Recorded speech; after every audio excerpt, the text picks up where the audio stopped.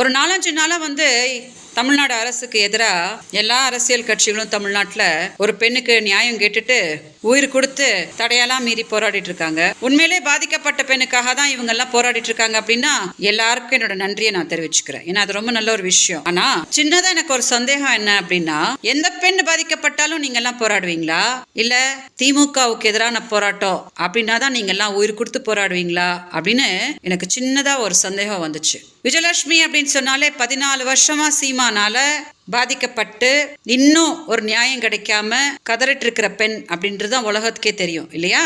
நான் இந்த மாதிரி போராடிக்கிட்டு கமிஷனர் ஆஃபீஸ் அங்க இங்கன்னு துடிச்சிட்டு இருக்கும் போது எந்த அரசியல் கட்சியும் இந்த மாதிரி களத்துல இறங்கி சீமானுக்கு எதிராக தைரியமா இந்த மாதிரி போராட்டம் எல்லாம் பண்ணவே இல்லை. நான் கம்ப்ளைண்ட் கொடுத்ததை மதிச்சு சீமானை காவல் நிலையத்துக்கு வர வைக்கிற ஒரு முயற்சியை திமுக மட்டும்தான் பண்ணாங்க. இன்னைக்கு எஃப்ஐஆர் எப்படி வெளியில வந்துச்சு அப்படின்லாம் சீமான் கேட்கிறாரு இல்லையா?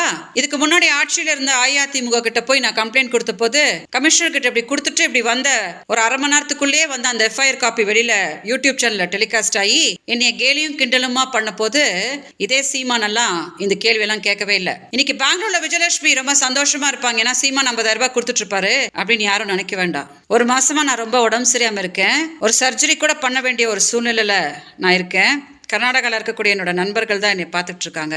ஆனா எனக்கு இன்னைக்கு மனசு கேட்கல. என்னை மாதிரி மக்கள் யாரும் ஏமாற வேணாம் அப்படின்னு இந்த வீடியோ பேசிட்டு இருக்கிறேன். ஸோ என்னோட அனுபவத்துல ஒரு பெண் போய் கம்ப்ளைண்ட் கொடுத்தா கண்டிப்பா அந்த பெண்ணுக்கு நியாயம் வாங்கி கொடுக்கணும் அப்படின்னு முயற்சி பண்றது திமுக மட்டும்தான். இன்னைக்கு இவங்கெல்லாம் எதுக்காக போராடிட்டு இருக்காங்க அப்படின்னு எனக்கு புரியல. நான் சொல்றதை வச்சு மக்கள் நல்லா புரிஞ்சுக்குவாங்க அப்படின்னு நான் நம்புறேன். அதனால தயவு செஞ்சு மக்கள் பார்க்கும்படி இந்த வீடியோ கொஞ்சம் டெலிகாஸ்ட் பண்ணுங்க.